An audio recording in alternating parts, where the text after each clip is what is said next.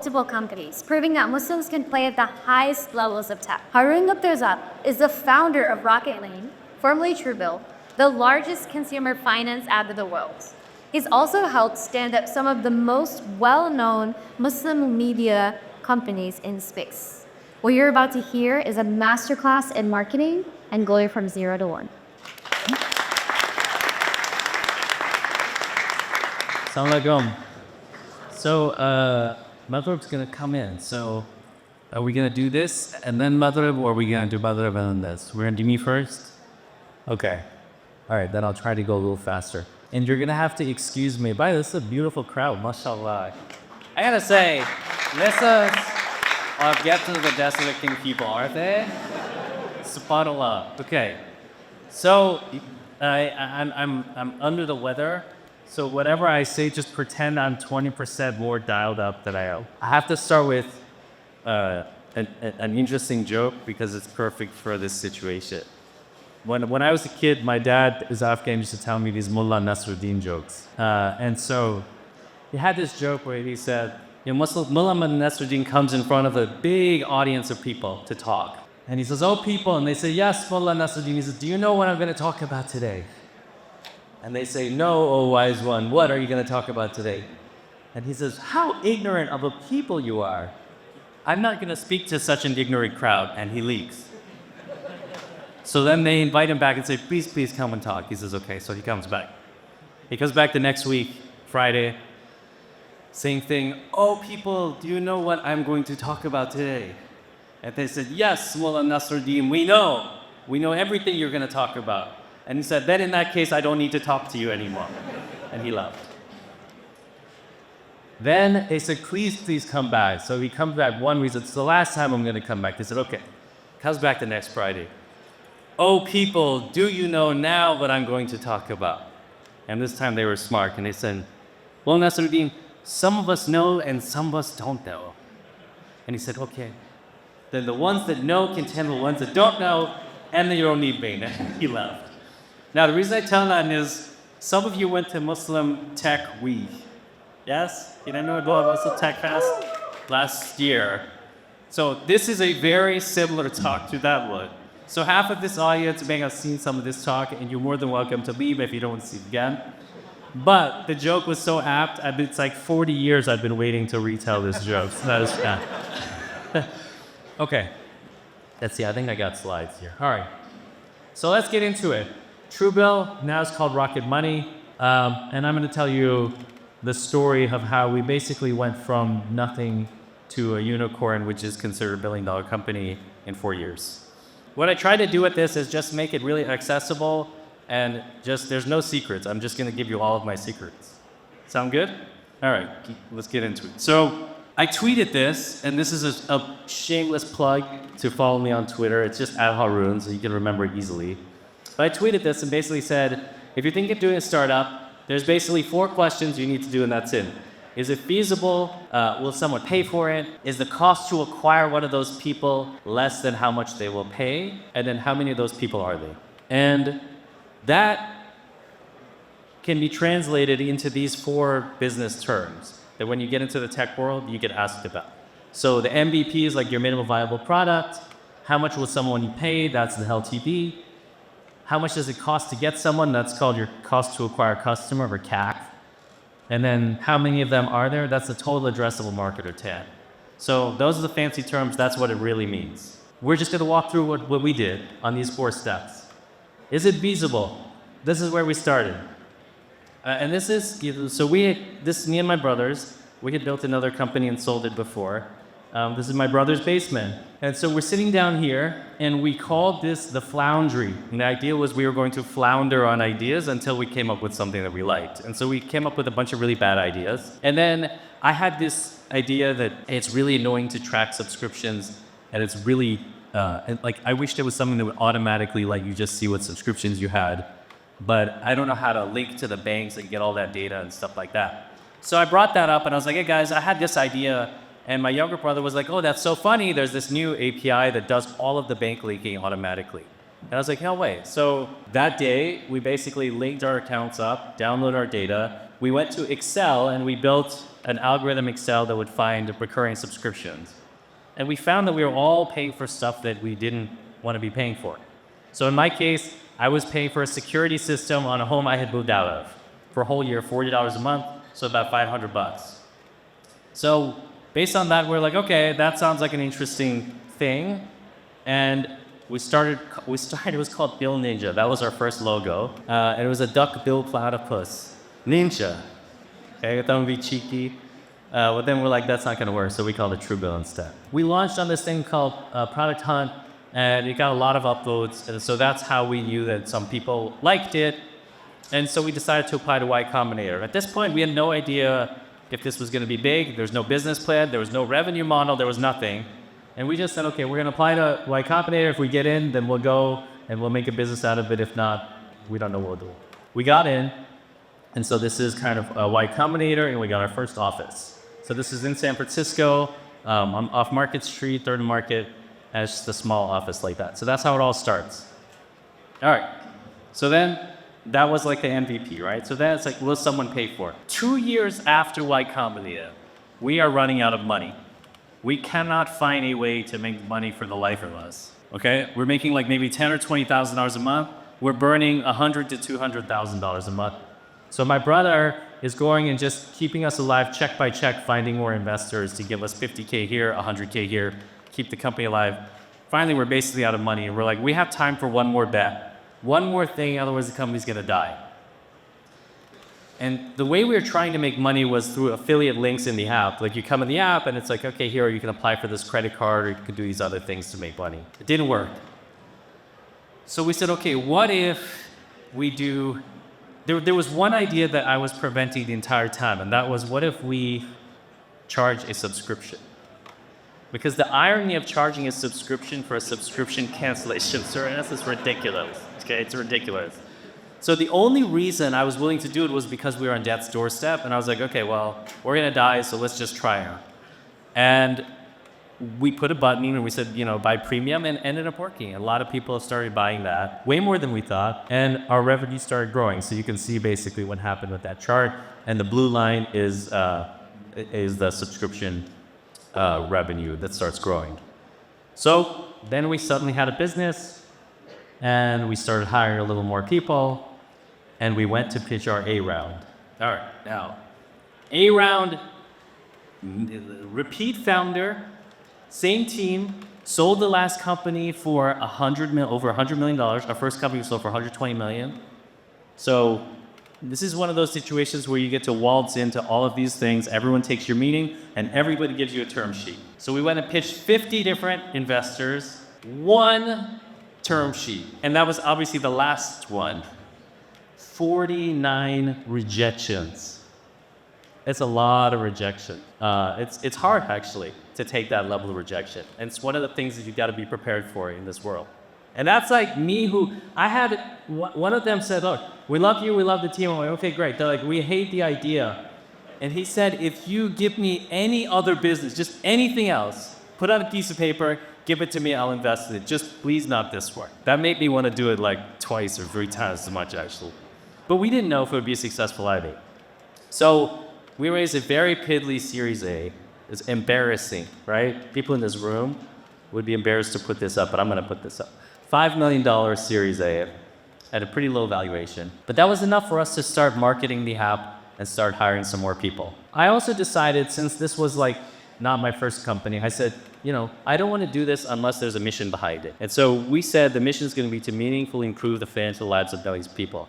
And that mission stayed highly consistent throughout the many years after that, and really served as like a guide for our employees. Okay, then it was time for this, which is the LTV. How much do you make per user, and how much does it cost per user? And the idea is, so that's lifetime value, that's how much you make per user, and then the times you see GM, that's gross margin.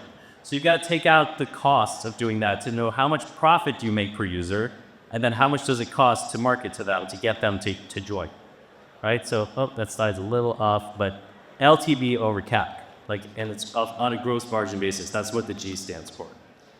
Now, if this thing is more than 1, It means for every dollar you put in, you're getting a little bit more than a dollar out eventually. So I realized suddenly that the whole business was just this equation. And I actually realized that almost all businesses come down to this single equation. And that if you really focus on this equation, you can align the whole company around what matters. So I really dug in and I said, wait a minute, we can break out this equation into all of the components of the business. And so we said, okay, well, what's LTV? Well, that's like, how much do we charge per month times, what's the churn rate, right? Minus like, what's the costs of doing that and the bad debt? And that all goes into LTV. And then we said, okay, and we have like organic and paid signups, and we have a conversion rate, and then we have this other revenue that kind of like helps offset marketing. We put into one giant equation.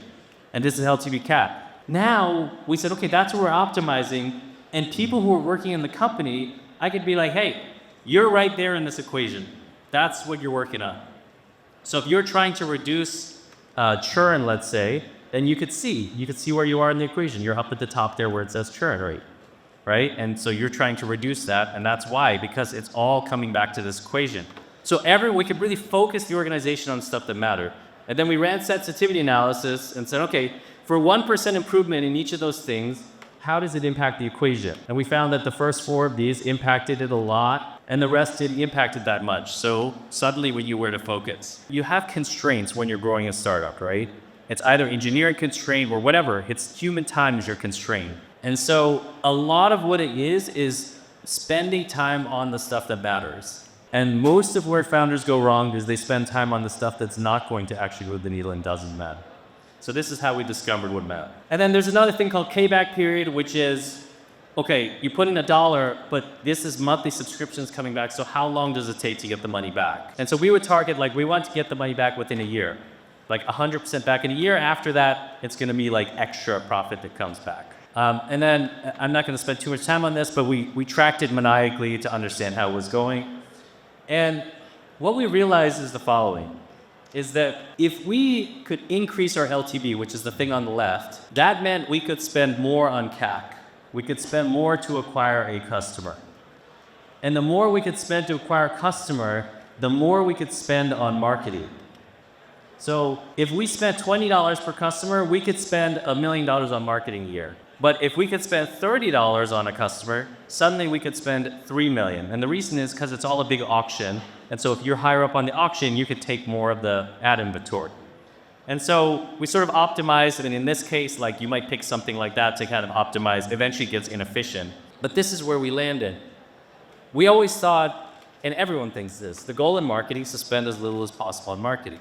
Right? You don't waste your money. But we went back to the team and said, no, actually, the goal is to spend as much as possible on marketing. Because we realized that if you have a machine, if I have a box here, and I could put in $1, and $2 is gonna pop out of the box, how much money would you put in the box? As much as possible, exactly. And so we went to the marketing team and said, your job is to spend as much as possible on marketing, but within these constraints of within this LTV CAC equation. But as long as you're within there, that's your job. A couple things we needed to do. We needed a highly data-oriented team, right? Because you can't get that equation wrong if you're gonna be spending all this money. And so we even put data people in the marketing team, and the marketing team was highly analytical. We had the product team relentlessly focusing on metrics. And I'm not talking about product here. You need a good product also, so that's just not part of this. That's just assumed. And we did a lot of A/B testing. So for example, we have a thing in our app when you join, it says, pay what you think is fair. You get to choose, there's a slider, you could choose how much you want to pay per month. And people say, well, why did you do that? What made you decide to do that? Well, we had the idea and then we tested it, and it tested well. And if it didn't test well, it wouldn't be there. And if it did, I mean, we like it, obviously, but it's there because it tests well. So A/B testing is like you show half the audience one thing, you show half the other, and you go from there. All right. So then it became, okay, we need growth capital. We got to raise money to fund this marketing. And there's an interesting story where this guy emails us, random guy, we never heard of him before. He's like, hey, I'm interested in you guys. And my brother's like, never heard this firm, never heard of this guy. He's like, I'll just take the meeting. So he emails him and says, okay, I can meet at like Tuesday at 3 o'clock. And the guy Todd emails back and he's like, the Dodgers are opening on Tuesday. Can we do like Wednesday? We're just like, wait, if an investor is like more interested in a baseball game than like us, forget it. But before he said no, my brother just said, let me just Google the guy real quick. Well, he owned the Dodgers. So we decided to probably take the meeting. So we took that meeting, we started talking, he was great, but we were getting into, we were sort of getting into close, and there's all these problems, and it always takes more time than you think. And I had planned to go to Hajj with my brothers. Two of my brothers, one was not going to Hajj. And I basically turned to my brother and said, okay, I've been handling this whole thing, I'm handing it off to you, I'm going to Hajj. So I went with my brothers and my dad. We went to Hajj. And this is where we started. That's what I look like with a shaved head after we completed it. And so, alhamdulillah, we did the Hajj, then you go to Medina. And I prayed in the masjid, and I visited the Prophet ﷺ, and I went and sat underneath these umbrellas. And when I sat there, I said, okay, now I have a second, let me open my phone and check. Wallahi, one of the first emails I saw was a DocuSign to close the deal. It was all done, my owner had done the whole thing. And I signed in DocuSign, and it says Medina, Saudi Arabia, like on the DocuSign. So this is an example of sometimes you do have to I was like, Allah, this is you got to do this now. I've done my part.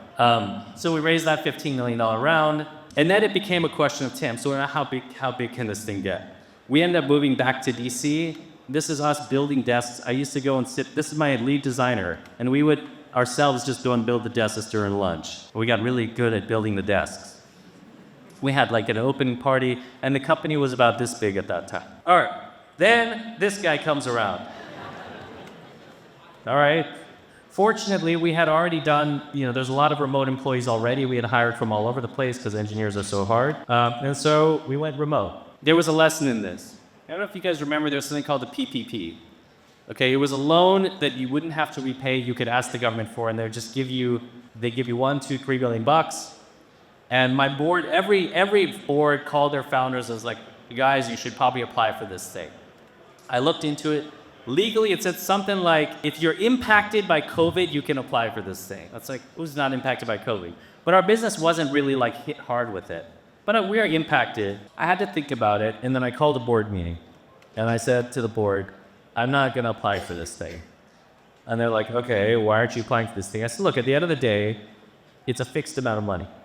So if we do it, there's someone on the back end that's not going to get the money, and this is not meant for us. This is meant for businesses that are in trouble. And yes, there will be other businesses that will just do this and take advantage of it, but it's not going to be me. And I said the other reason is because one day I'm going to be on stage telling this story, and I want to say I didn't take the money. And so now the payoff is I get to say it in front of you. Okay?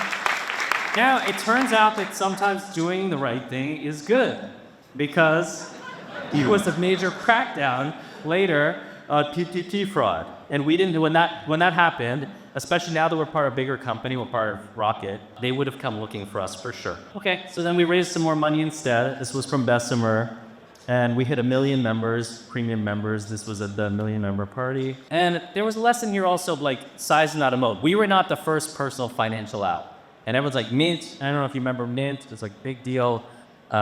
This is what happened. The blue line is our growth, and on the right you can see where the blue and Mint is the green, and you could see where we started and then how much we sort of ate their lunch. And last year Mint shut down actually, so we kind of put a stake in that. And then we raised one more big round, $45 million Series D round. Okay, and I want to talk about tawakkul, because this is a really important part of. It's like, what have I learned from this thing? So there's this great ayah, you guys know it. Perhaps you hate a thing and it's good for you, and perhaps you love a thing and it's bad for you. And Allah knows while you know not. Okay, how did this show up for me? When we were on the struggle bus and we were about to die, NerdWallet approached us and said, we would like to acquire you guys. We want to make an app. Your app's pretty good. We want to buy you guys. We talked internally, and we're like, all right, this is our way out. We went to them and said, we'll sell for $8 million. And they came back and they said, you drive a hard bargain, we'll give you 6. And we sat with it, and we're just like, this just 6 is just not enough. So we said no. But we are really upset. Like, gosh, I can't believe they didn't give 8. Ya Allah, like, how did you like not let this happen, right? Then, a year later, we were talking to Gusto. They wanted to buy us 65 billion bucks. We went through the conversations. Let's sell, yes, sell. We really wanted to sell. Ya Allah, please make this happen. It gets all the way up to the CEO level. They write back and say, sorry guys, we really wanted to do this, but the CEO just wasn't willing to do it. So it didn't sell. There was also Ribbon. Ribbon is a VC fund that invests in fintechs. And so I got a time's up. Do you guys mind if we go a little more? You guys want to hear the rest of the story? Okay, all right. 5 times we pitched them. Every time they're like, man, we should have done the last round, but now, you know, you probably maxed out. They don't think you're going to grow more. They said no 5 times. They sent us bottles of wine, congratulating us. They did all the things. Okay, I gave it to someone else that could. So all of these things, you're just like, why, Allah, why? Like, why are you doing this to me, right? Now, come on, if NerdWallet had said, okay, we'll do 8, I would have been thrilled that. Would I be cool enough for Omar to invite me on this stage? Maybe not. Probably not. He would have overruled me. Same thing, 65 million, right? It's a great deal. I was really looking forward to it. The only reason we kept growing this business is because we had no choice. That's it. Like, I tried to get rid of it so many times, and I couldn't get rid of it. That's the only reason it got as big as it did. And, you know, I love this hadith. If you were to rely upon Allah with the reliance due to Him, He would provide for you as He provides for the birds. They go out in the morning with empty stomachs and return full. And so you fundamentally just have to keep going. Like, this is a big part of it. Is like your job is just to wake up and do the day's work. Yes, you have to plan, but like fundamentally, you can't control outcomes. You can only control like how you're showing up in a day. Eventually, inshallah, the tawfiq arrives. And in our case, it arrived in a pretty major way. Rocket came to us and said, we want to buy you guys, we want to give you, and we negotiate $1.3 billion for the company. All right. And they said, you know, we made so much money, we're going to do it in all cash. We're doing stock. We said, okay, we'll take cash instead of stock. Now, I asked the CEO later, after the whole thing was over, we were working for them. I was sitting in with one night and I said, how did you hear about us? Like, you guys reached out, you were pretty interested. How was it? And he said, well, I'm really friends with this guy at Ribbit Capital. And I reached out to him and I said, hey, I need a team that's really strong. And he goes, talk to the TrueBill guys, they know how to execute. So 5 rejections in, but that was the reason why we ended up getting acquired by Rocket, right? So you just fundamentally don't know how these things play out. Now, this was a big decision to sell the company. There was 3 brothers left, so it's easy, right? No tie. We just take a vote. Would you have an odd number? That's why you want odd numbers. So like, okay, guys, we're gonna vote and sell the company. Go to Yahya.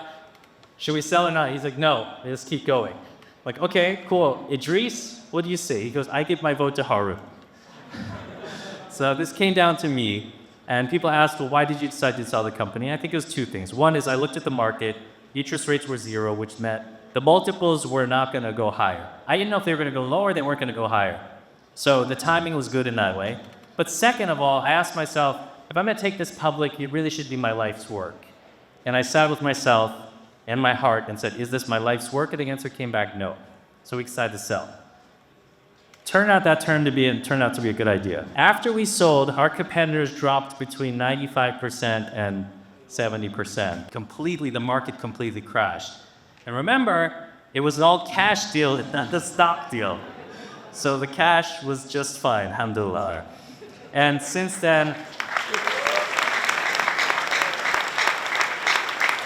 but you could see, this is not like my brilliance or anything. You can see how these things, like, when Allah wants a thing, He wants a thing, period, right?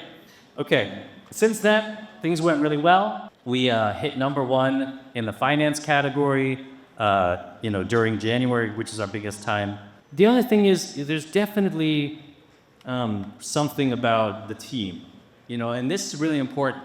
Like when you're building an organization, fundamentally your job as you get deeper and deeper in and there's more people is fundamentally just people work. It's people work. And so one thing that really touched me was with our first company, they eventually decided to shut down the office. We were acquired, they're going to shut down our office. And so they said we're going to have a office closing party. So we went, they invited us, we had left like years earlier. So we came to this closing party and the people that showed up were the people way back in the day that worked with us, not the current employees of WEMS. And we sort of sat in a circle and people were talking and they said like this was a transformative experience in their life to work with us. And they said they had never known that you can be so respected and that you can be treated so well at a job. And it fundamentally changed their context around what work can be and how you can treat people.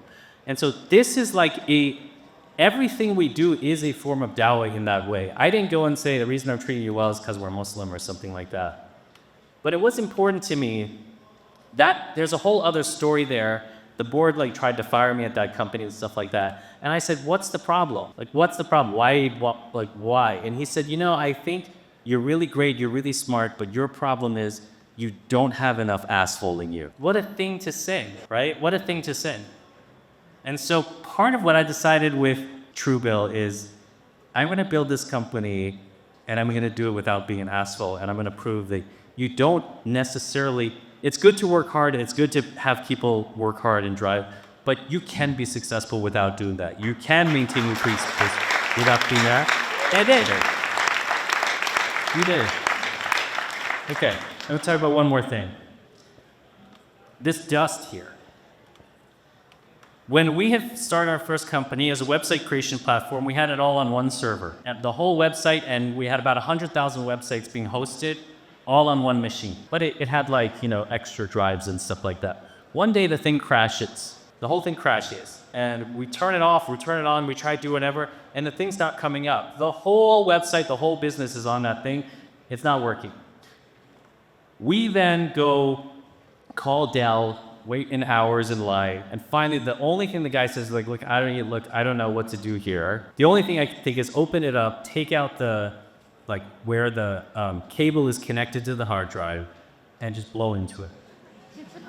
Like a Nintendo controller, like a Nintendo from back in the day. So we do that. We open it up, we take it out, we blow into it, Bismillah, put it in, close the thing, hit the on button, and the whole thing turns back on, comes back up, the whole thing's back, right?